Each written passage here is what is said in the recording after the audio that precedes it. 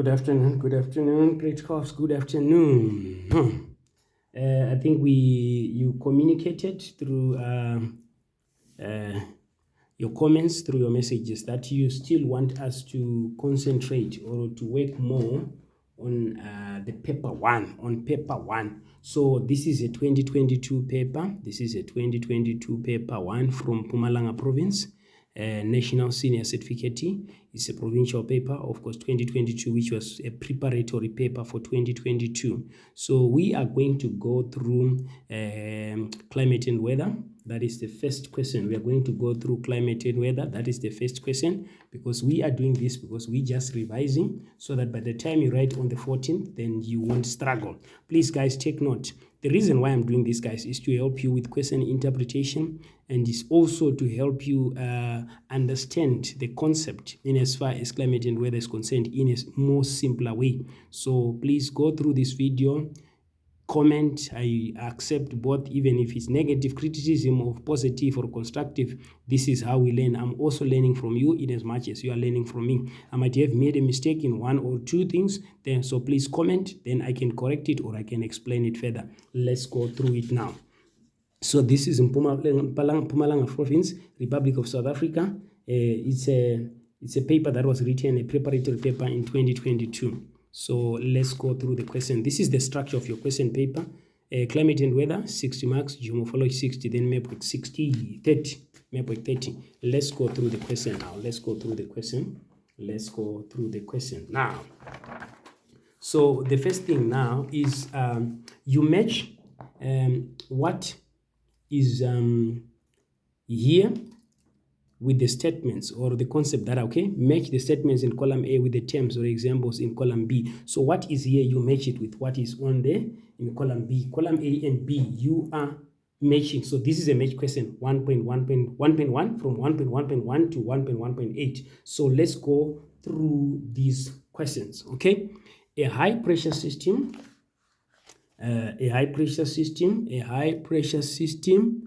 that is found over the interior of South Africa in winter. Which high pressure system do we find in the interior? You know that it's like this. Okay, let me just try to explain. We have got high pressure system here, then we have got another one here, we have got another one here. So here what we have got the South Atlantic what? High. Here what we have got the South Indian high. Here we have got the Kalahari high. That's what we have inland. That is the high pressure system that we have inland, which means your answer there is what? Here is D. That is your answer. That is the high pressure that is found over the interior of South Africa. Okay, number 2, a weather system formed from the convergence of two different air masses over South Africa.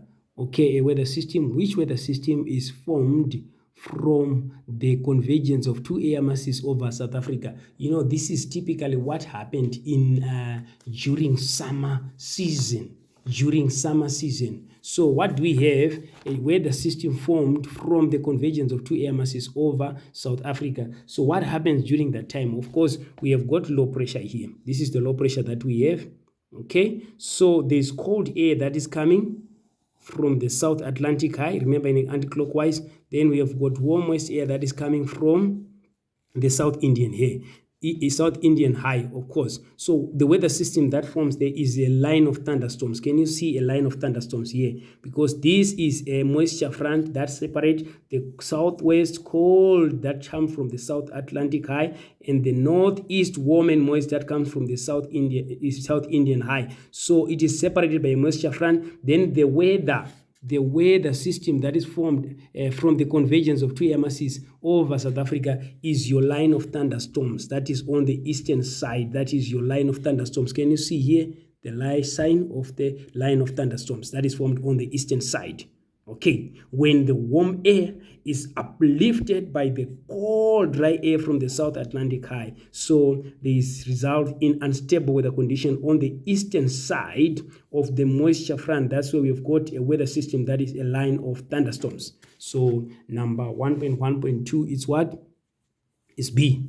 Then number 1.1.3, a high pressure cell that brings cool, a high pressure cell that brings cool, dry, stable air to the west coast. 1.1.3, 1.1.3. The high pressure cell that brings cool, dry air to the west coast. So this is that we cool, dry air. Where do we what do we have on them? West coast. Okay, we have got the South Atlantic high. We have the South Atlantic high. Obviously, it has got a cooling effect, especially on the west coast, because it is a cold ocean. So the answer there is F, because our South Atlantic high, it actually originates from the Atlantic Ocean, which is a cold ocean.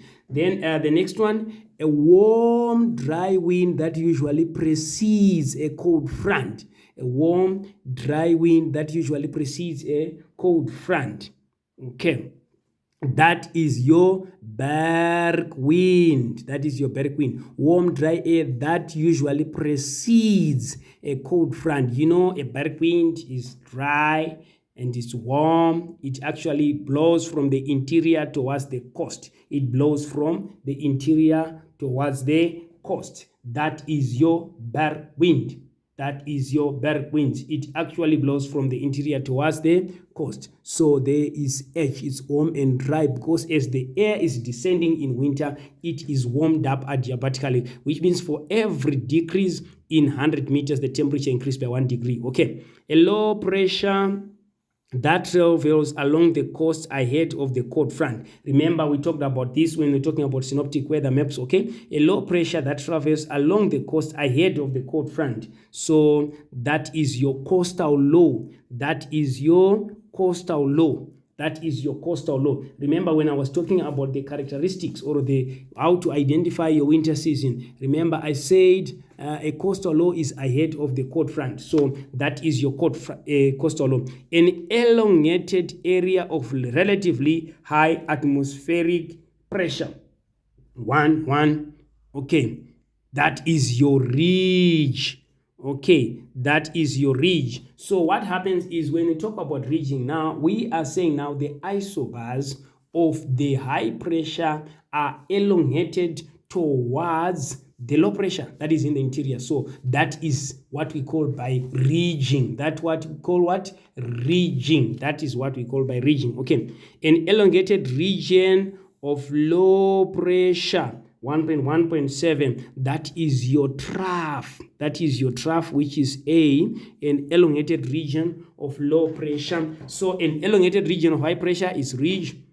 An elongated region of low pressure is a trough, and of high pressure is a what? A ridge. That's what we talk about. A low pressure that develops over South Africa as a result of heating of the land. What do we call it? We call it a thermal low. That is G. We find it in the interior. That's what we call a thermal low, is in the interior, which is a low pressure. So this is it, guys, in as far as 1.1 is concerned. I hope I was explaining slowly, and I hope also you understand. Let's move on.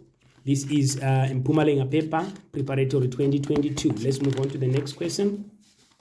The next question now, this is what we have. Refer to the cross-section of the tropical cyclone below. Choose a letter from the A to G that matches the statements 1.2.1 and 1.2.7. So it is very important, guys, for you to know your cross-section of your tropical cyclone. Know what happens within the eye. This is where your eye is at C, where there is cold air that is descending. So the first thing that you need to know, what happens on the surface, we have got convergence of air masses here. Okay, as soon as they converge, what happens? It's warm, it rises. Okay, when it rises, okay, obviously there's unstable weather conditions, it cools, it condenses, clouds form, to be specific, cumulonimbus clouds, then we have got rainfall. But as it reaches the upper atmosphere, what happens now? It has lost most of its moisture. Now it's diverging. You understand? It's diverging. But in the eye, within the eye where we have got our C, the cold air now is sinking. And there are specific climatic conditions in the eye. Is calm and clear. Why? Because there's cold air that is descending. That has lost most of its moisture. Cold air does not hold any moisture. cold air does not descend, that does not condense. So it is now descending. As it is descending, it is warmed up adiabatically, which means for every decrease in 100 meters, the temperature increased by 1 degree. Okay, let's go through it now so that we don't waste time. So the clouds are associated with the thunderstorms. What is the answer? These are the clouds. That is your B, which is your cumulonimbus clouds, which is your cumulonimbus cloud. These are the clouds that are associated with the thunderstorms. Wind divergence occurs in this area. Where is wind divergence? You can see in the upper atmosphere now. What is happening? It's diverging. It's diverging. Is diverging. This one is moving the other side. This one is moving also on the other side. Okay, so they are diverging. This is divergent. This is convergence. So the answer there is A. Okay, then the clouds are stratus clouds and associated with light rain. That is your 1.2.3. Stratus clouds, they're associated with light rain. You can see what we have at E. That is your stratus cloud. They are associated with what? Light rain. That's where you've got your stratus cloud there. The area is associated with convergence of wind. Which area is associated with convergence of wind? Which area is associated with 1.2.4 area associated with the convergence of wind? You can see they are moving towards this direction. So which area is associated with convergence of wind? We are talking about 1.2.4. You can see there is convergence that is taking place. It's moving toward this. We can take F. I can also take D there because D, there's convergence of wind as well. It's converging. It's moving towards this. Okay, I can take both two, F and G. You can see there is convergence on the surface. There is convergence that is taking place. It's moving towards the low pressure. You understand? So there is convergence. Okay, then what else? The clouds are cumulus associated with light rainfall. 1.2.5. 1.2.5, we have got it as G. We have got it as G. This is where we have got the cumulus. Okay. Then the area experience convergence of A. This is our D. Here I've included, but you can see it's on the area surface where there is convergence as well. It's starting from there is convergence that is taking place. That's why I've included F and D here associated with convergence of wind. Of course, I've included both. Okay, then the area is windless and cloud free. That is your I, which is C. So what you need to know, guys, is the cross section of your tropical cyclone. You need to know where you can find the different clouds. Here we have said that's where you've got your cumulonimbus cloud. That's where you've got your cumulonimbus clouds. Here, that's where you're likely to have your stratus. That's where you're supposed to have your cumulus clouds. So you have to know the different types of clouds. We have got the nimbostratus, we have got your stratocumulus, we have got the cumulus clouds, we have got the stratus clouds. Of course, they are different type of clouds. But however, these clouds results in different types of rainfall. That's basically what we are saying. Whereas the cumulonimbus clouds is associated with what? Heavy rainfall. So you find that also your stratus clouds is not associated with heavy but light rainfall. Same applies with your cumulus clouds. So you have to know about these guys. Let's move on. The next question is about the synoptic weather map. Refer to the synoptic weather map showing the mid-latitude cyclone. This is a typical mid-latitude cyclone. Of course, what we have, you can see with our cold front and warm front. Of course, you can also see that this is during winter because of the date. This is when actually weather of Cape Town is affected by the mid-latitude or the cold front. That's basically what we are talking about. So let's go through it. What can you see? This is a typical winter. Why? Number one, the date. You can see the date there. It's 0707 what? 2021, which tells you that it is winter. Number one. Number two, the position of your high pressure. It has moved further north.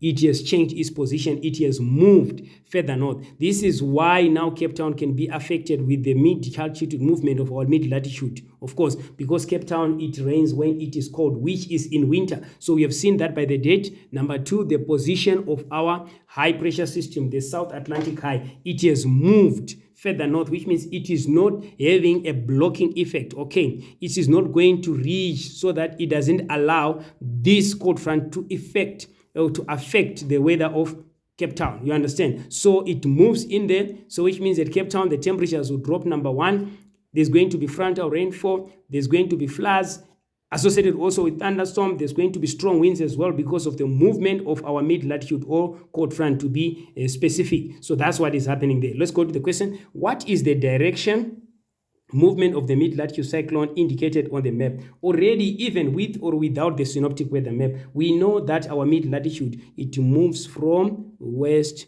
to what? To east. We know that.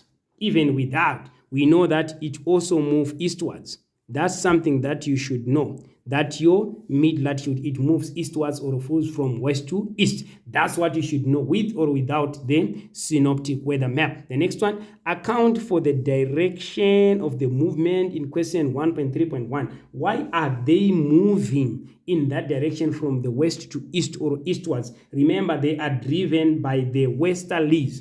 They are driven by the westerlies.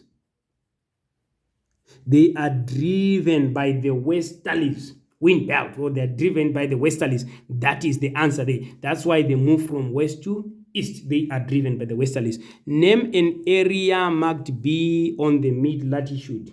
An area marked B, you can see here, this is your warm sector. That is your what? Warm sector.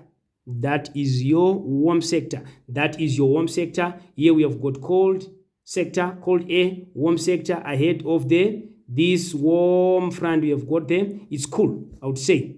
It's cool air. There's cold, warm, cool air ahead of this. Okay, so that's basically what you need to know, guys. Okay, so that is the warm sector. Determine the stage of the development of the mid-latitude on the synoptic weather map. What is the stage? You can see that we have got a well-developed cold and warm front. So that it makes it more of a mature stage. That makes it more of a mature stage because we have got a well-developed cold and warm front.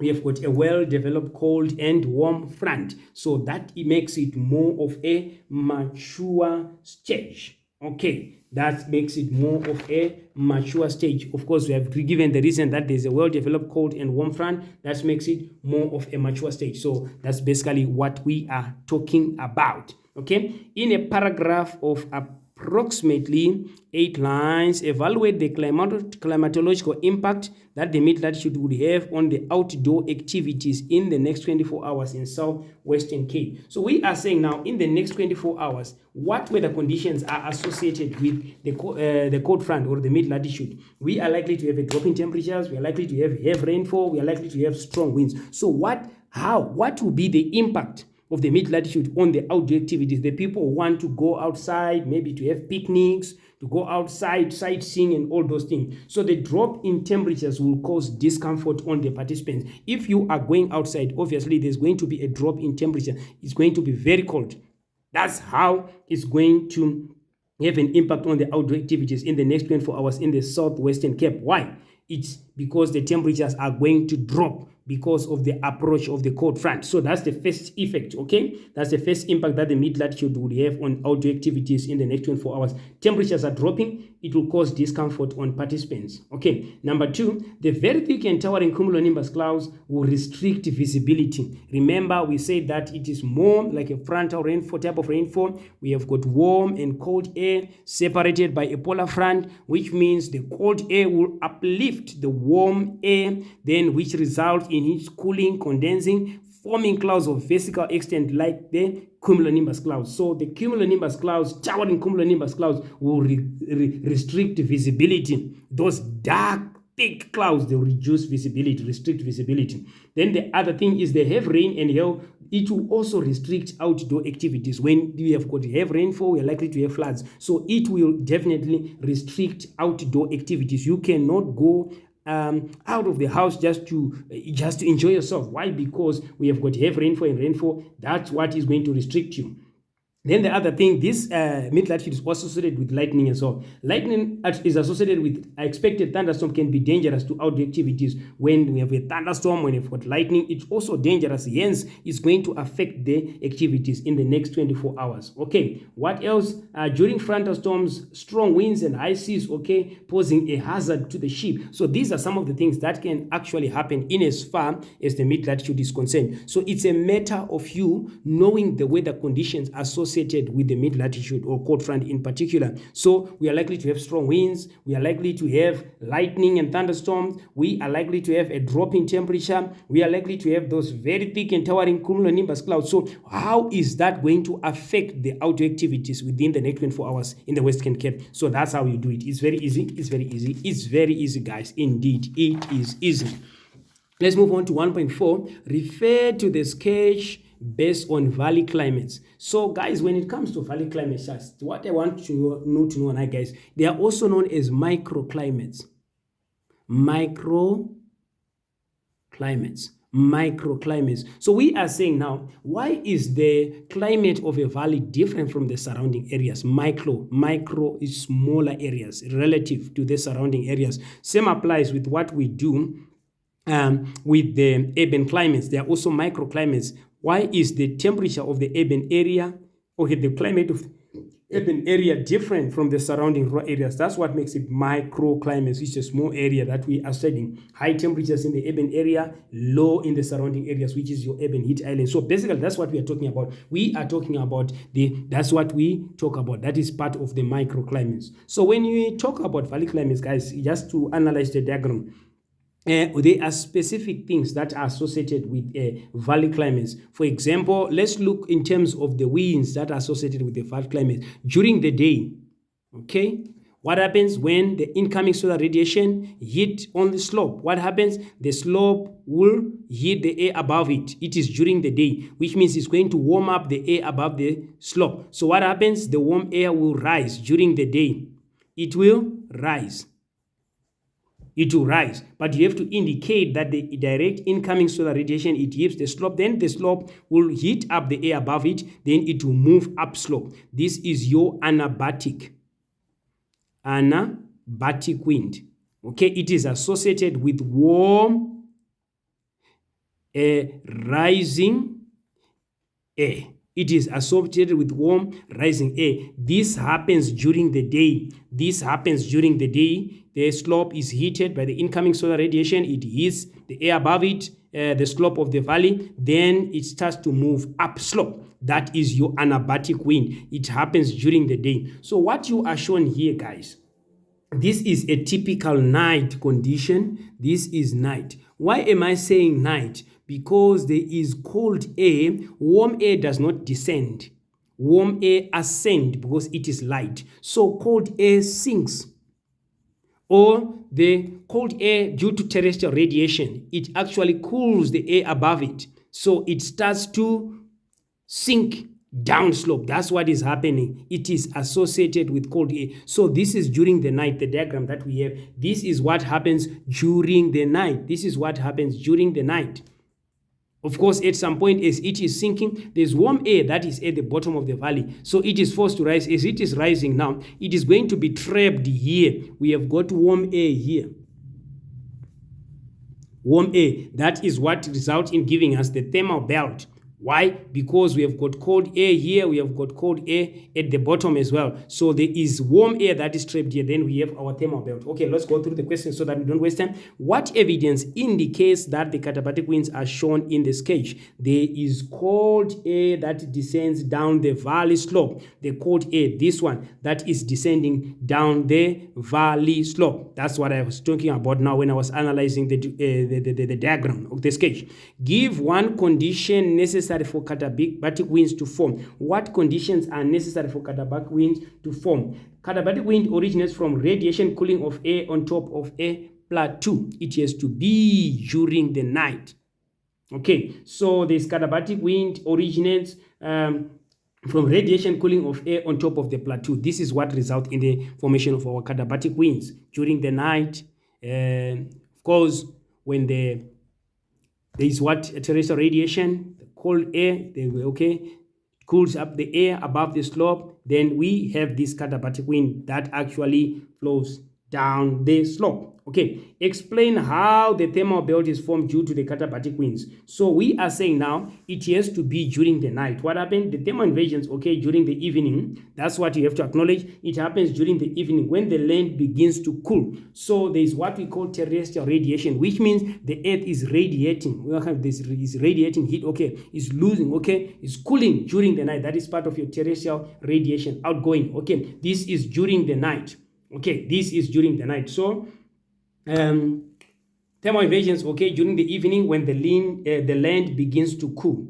The Earth's surface is no longer radiates as much heat, enabling air near the surface to cool faster than the air above, creating an inversion. Katabatic wind causes the slope to cool during the night. So this is what we have, guys, just to make it simple. This is what we have. We have got cold air. Earth has radiated this, okay? We have got cold air is descending, that is your katabatic wind, okay? So when it gets now, as it is sinking or descending, what happens? There's warm air that obviously at the valley bottom. So it rises. As it rises, which means it creates what? Space for this low, for this sinking air that is coming. So it replaces this warm rising air at the bottom of the valley. But already here we have got sinking air. So there's going to be warm air now here at be trapped by the cold air at the top and cold air at the bottom. This is how we end up with the thermal belt. This is how we end up with the thermal belt, okay?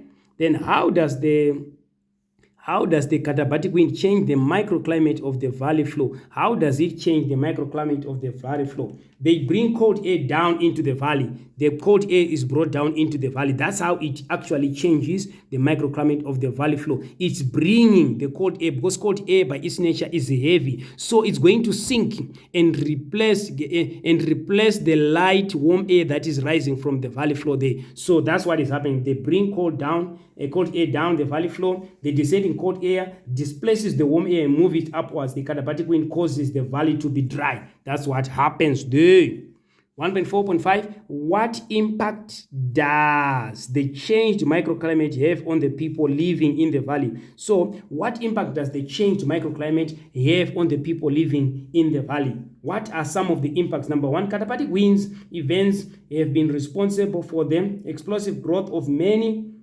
wildfires that distract human activities. That's number one. Why? Because it is descending, it is also warmed up adiabatically, okay? Then air pollution produced by the factory gets trapped within the valley at night, causing accidents. This is what is happening here, as you can see here. What else? The air pollution can cause people living there to develop health problems. Can cause the people to have what? Health problems. That is within the valley. These are some of the things that you can actually include. We are talking about what we are witnessing here. The katabatic winds events have been responsible for explosive growth of many wildfires that distract human activities. Air pollution produced by the factory is what we are seeing here, gets trapped within the valley at night, causing accidents. Okay, what else? The air pollution can cause people living there to develop health problems. So that's what it is in as far as this diagram or sketch or question is concerned. Let's move on. Number 1.5, refer to the diagram below. Refer to the diagram below showing urban and rural climates. So what comes to your mind, guys, is when you talk about urban and rural climate, that's also another of it, what we refer to as microclimate. We are looking at why the urban areas have got high temperatures as compared to the surrounding rural areas. You can see when you look here, you can see the temperature here and the temperature there are not the same. The temperature in the urban and the temperatures in the rural areas are not the same. The temperatures in the urban areas are higher as compared to the temperatures that are in the rural area. Let's just check what is happening. There's incoming shortwave radiation, which is our insolation. There's incoming shortwave radiation, which is our insolation. What else? Latent heat. Latent heat is what is actually released when condensation takes place. That's what we refer to as latent heat. There's albedo, which is a fraction of reflected, radiation. That is albedo. Outgoing long-wave radiation, that is part of your terrestrial radiation outgoing. This is an urban island, which means the temperatures of the urban areas are higher than the temperatures of the surrounding rural areas. What do we have here? Incoming radiation, outgoing outgoing wave radiation, albedo, which is a fraction of the reflected radiation. There is latent heat, what is produced after condensation, then outgoing long wave radiation. This is what we have in comparison. This is your urban area, this is your raw area. Let's go through the question. State the difference in temperature between the rural and urban areas. So what is needed, guys, is for you to be analytical. You should be able to apply the concept of urban heat island. You should be able to apply the concept even of pollution doom, guys. At this level, it's not a matter of cramming, but it's a matter of your ability to apply the concept. So already you have picked that there are differences in temperatures between the urban and the rural. So what comes to your mind is the urban heat climate. You have to know what causes the differences, what are the structures in urban areas, and what are the structures in rural areas as well. In as far as pressure, high pressure and low pressure is concerned, this rural area becomes your high pressure, this urban area becomes your low pressure, and you know your wind moves from high to low pressure. What is it that you have within urban areas? There's a lot of factories, dust, soot. It forms more like a hygroscopic or condensation nuclei.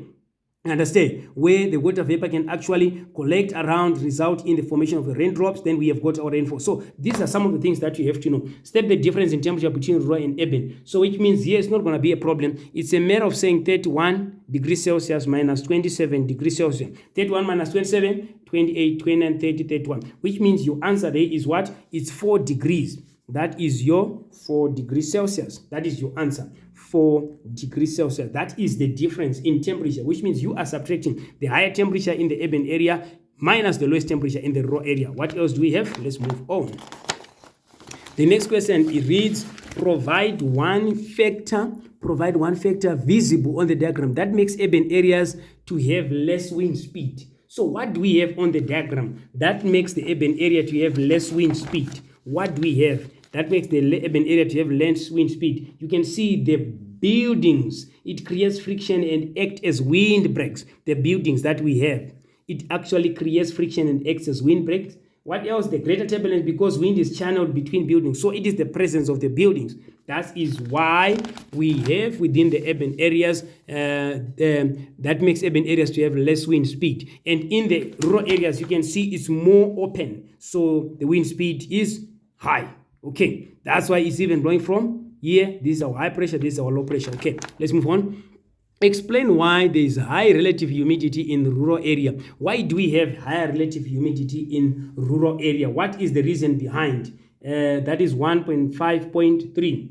Primary, because of the decreased runoff of precipitation. There is more of evapotranspiration from vegetation in rural areas. That's why we have got high relative humidity, which is evaporation from the tree leaves, which aid to the amount of water vapor in the atmosphere. That's why we are saying we have got more of trees here, we have got more of artificial surfaces. So we are saying now, there is, because of the decreased runoff of precipitation, there is more of evapotranspiration from vegetation in rural areas. You can see now the land there's been deforestation to clear out land so that we build these artificial structures. But here we have got more evapotranspiration, that is evaporation from the trees, from vegetation in rural areas, which aid to the amount of water vapor in the atmosphere. That's why we have got a high relative humidity in the rural area. Okay, what impact will the high temperatures have on the health of people in the city? The higher temperatures, what impact is it going to have?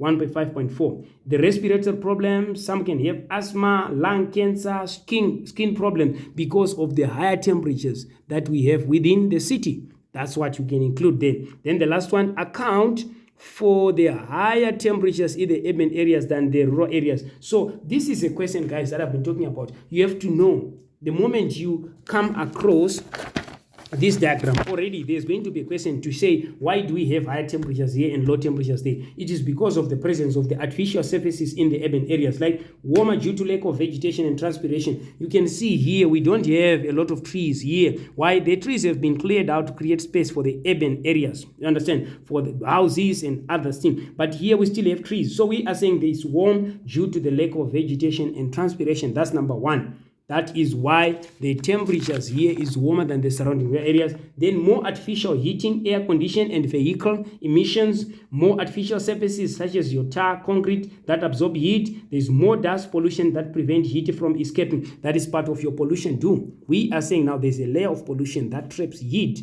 okay, within the urban areas, resulting in pollution doom. So it's a matter of you knowing why do we end up having high temperatures in the urban area as compared to the surrounding rural areas. So that is it, boys and girls. Thank you so much. I have gone through the first part. Tomorrow, if I have time, then I can go through geomorphology, but for today I have just gone through the first part, that is your climate and weather. Like you have said, as per your request, you said we should work more on paper 1 because paper 2 you feel that it is easy. So I'll be doing this all the time to make sure that we practice more, so that by the time you write on the 12th, then you'll be ready for the paper. Please, I'm expecting level 7 to all of you guys. No one is going to fail. As long as you go through these videos, you are not going to fail. Remember, words have got power. If you say you're going to pass, you are prophesying, you are going to do it. So just be positive, be confident, go through your notes. Remember what your teachers told you. Remember everything you have been taught by your educators. They actually tried to make sure that they improve your marks. Go through those notes, use the past exam papers, watch the videos on YouTube. There's a lot of people that actually are uploading the videos that can help you. There's Dev, I think he's one of the best. I'm always watching his videos as well. There is also Educate, that's another one. There's Geograph Sangoma, that's another one. There's a lot of guys, educators just like me, that are uploading a lot of content. We are doing this to help you improve. We are helping you just to help you improve, just to help you pass, guys. That is the main objective for all of us. We are not competing, but we are availing this material to make sure that you pass. So this is the question paper that I used for this video, which is mainly for the grade 12. Question 1, which deals with climate and weather. Thank you and have a blessed day.